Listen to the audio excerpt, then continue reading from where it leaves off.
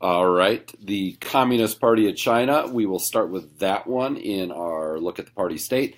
Remember that we do have the Chinese Communist Party state operating under that principle of organizational parallelism, where you have oftentimes a structure on one side, on the party side, say, that is paralleled by a structure on the state side of things. Remember, it's always going to be the party congresses and so forth on the party side, people's congresses and so on the state side. Let me give you a couple of statements also about the party state. First of all, remember that the party is functionally and organizationally distinct from the state, so different structure, different function. And the state oftentimes is used as the administrative arm that is carrying out policies as directed by the state. And so while the party does have its central party organizations and so forth, it is in fact the organizations and structures within the state that are the officially legally binding bodies in the People's Republic. So talking about the party, local party congresses at the very bottom, well, not at the very bottom, there'd be a party cells and so on beneath that. Then you head up the list and we head to our provincial party congresses, so party congresses at the province level, after which people get elected to go to the National Party Congress. That is the once every 5 years party extravaganza taking place at the Great Hall of the People in Beijing on Tiananmen Square. And it is where leaders are re-upped. It is big policy pronouncements, and it is a lot of pomp and circumstance as far as the party and its party goings on. Once every 5 years for the National Party Congress. The Central Committee meets more frequently than that, of course, and the Central Committee is made up of 200 people as we go up Lenin's Democratic Centralist pyramid now, or triangle. Remember that democratic centralism is the organizing principle of the Communist Party of China as it was in the USSR. So you have your Central Committee, which is the body that formally chooses the Politburo. And from the members of the Politburo, currently 25, are chosen the members of the Politburo Standing Committee. And the Politburo Standing Committee is the apex of power. That is the most powerful policy-making body in China, and so that's where the decisions are ultimately made, headed by the General Secretary of the party, and that is the overall structure. Other elements of the party that we want to make sure that we emphasize, they do have the Central Military Commission. I have that triple asterisked because there is a Central Military Commission on the state side as well. Same people, headed by the same person, the GenSec. The Secretariat is the the administrative arm of the Politburo and the Politburo Standing Committee. So they plan and supervise policy implementation as directed by those two bodies. And then that is carried out and done through party organizations such as the Propaganda Department. Remember, that's a key department for us in charge of the dissemination of all news and information in China.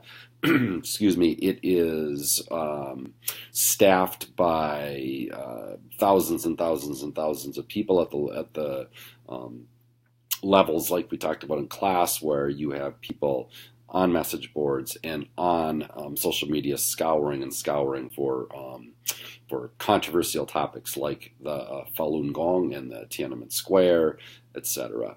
LSGs are leading small groups, and those are expert-based groups that advise the Politburo and the Politburo Standing Committee. They are important in China, and a good example of the move toward technocratic leadership in the Deng Xiaoping era. The Central Commission for the Inspection of Discipline, I think you know well, it is at the heart of what Xi Jinping is doing when he's talking about going after the tigers and the flies. It's the body that roots out corruption within the party. And since corruption is the number one delegitimizer to the party, the Central Commission for the Inspection of Discipline is very, very important, and it has been central to what Xi Jinping, central, no pun intended, to what Xi Jinping has put forth as a major domestic policy for him.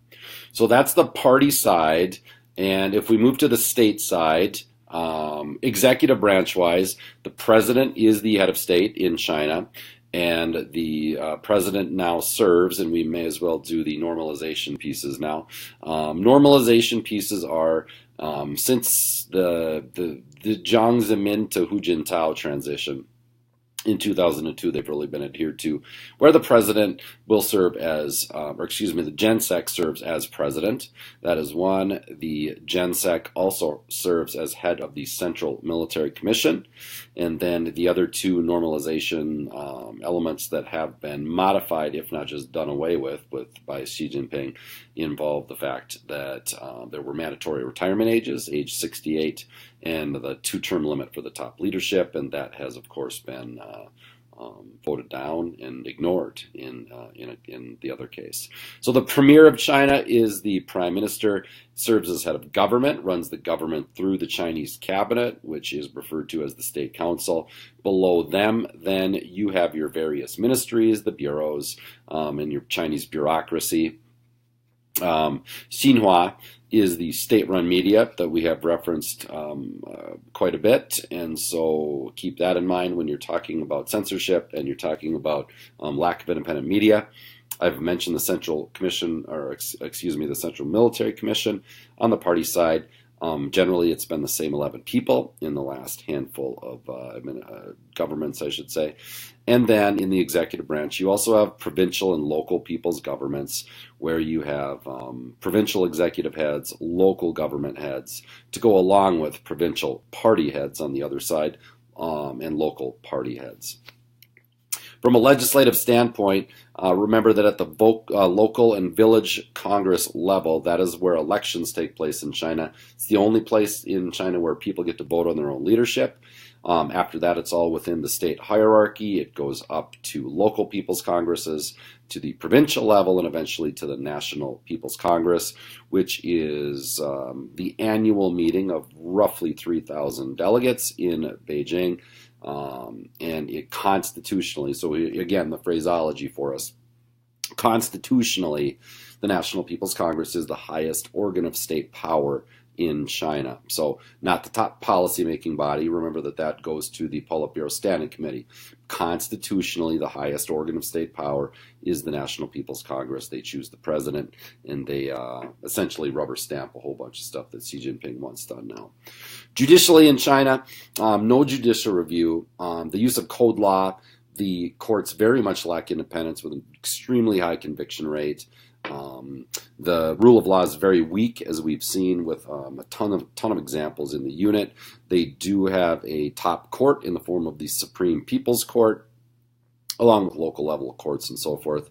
And the number one thing that has allowed for some normalization of Chinese legal codes has in fact been the free market and the implementation of socialism with Chinese characteristics, and the use of more businesses and investment, foreign investment and so on, has made people demand that. And so that's been the biggest press for normalization. We talked about the fact of the Chinese lead the world in executions by a long shot, still using re-education through labor, and the use of black jails, unofficially part of the Chinese system, or not part of it according to the Chinese government, but they certainly do exist.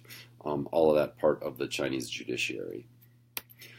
From a stability standpoint, or Weiwen, the Communist Party is really truly looking for three things. They really badly want to avoid the open factionalism that so flummoxed the party for so many years when we had the Maoists and the moderates, the Reds versus the experts. The current factions are, of course, the Princelings, led by Xi, and the Populists, led by Li. The Princelings have the major upper hand in that right now. And the party does very much wish to keep factionalism down. Large-scale social unrest is to be prevented. They don't want anything to get out of hand, Tiananmen-esque. It's a large reason why the Falun Gong was banned. They were getting very, very large numbers and a lot of strong adherence to the movement. And then the military, the People's Liberation Army, have to keep the military on the side of the party.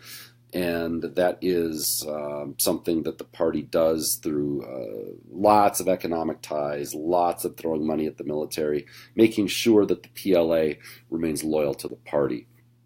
The other Chinese terms I have on the page here, just because I have Weiwen up there as well. Remember, we have talked about the hukou, which is the household registration system. Hukou is the legal registration to where you are registered to live, and that is where you are allowed to be educated and receive health care, and you have to have those legal documents to conduct your life, in essence. Guanxi is connections in China that allow you to get things done.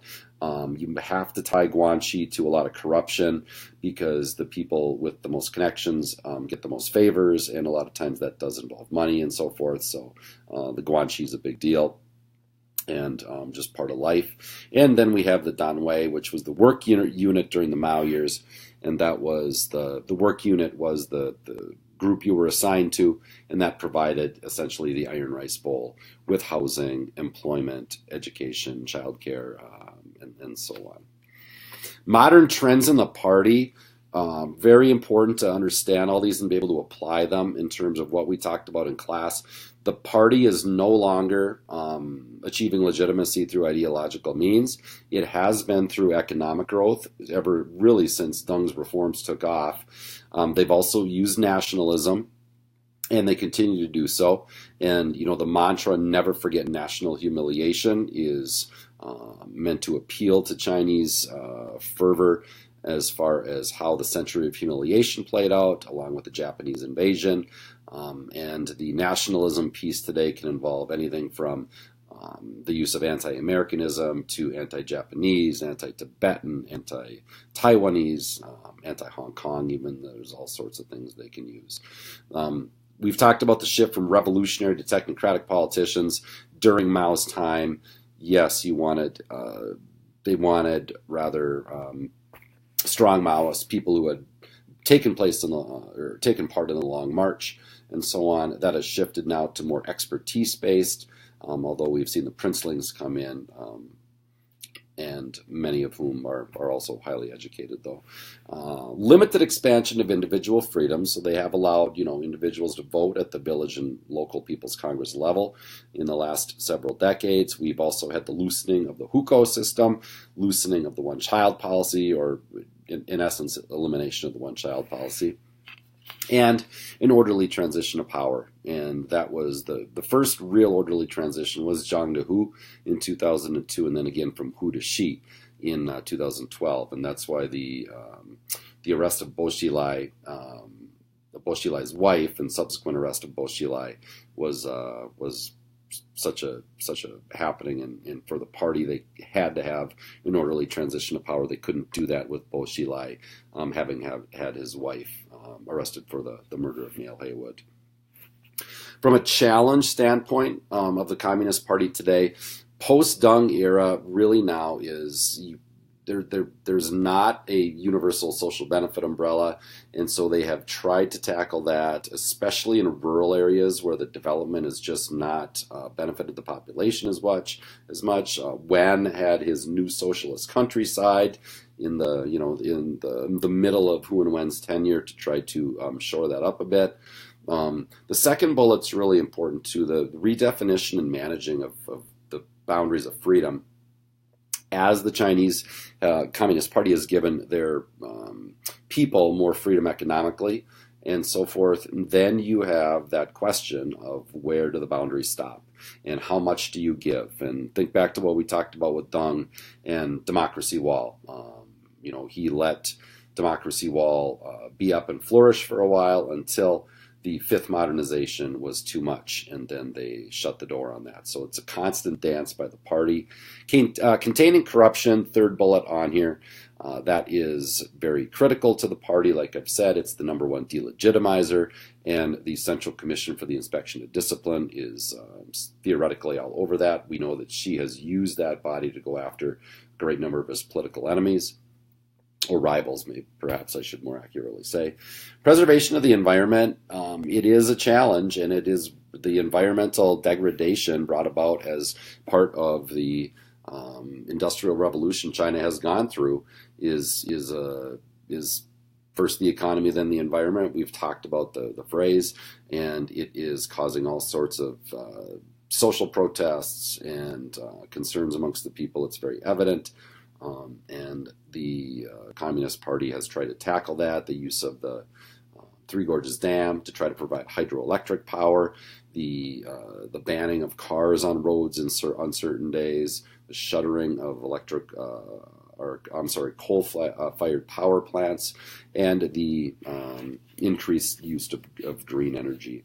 And on the bottom, we have the maintaining of legitimacy for the state and the party, which is, of course, prime importance, and that is one reason that Xi has built himself up in such ways over the past several years.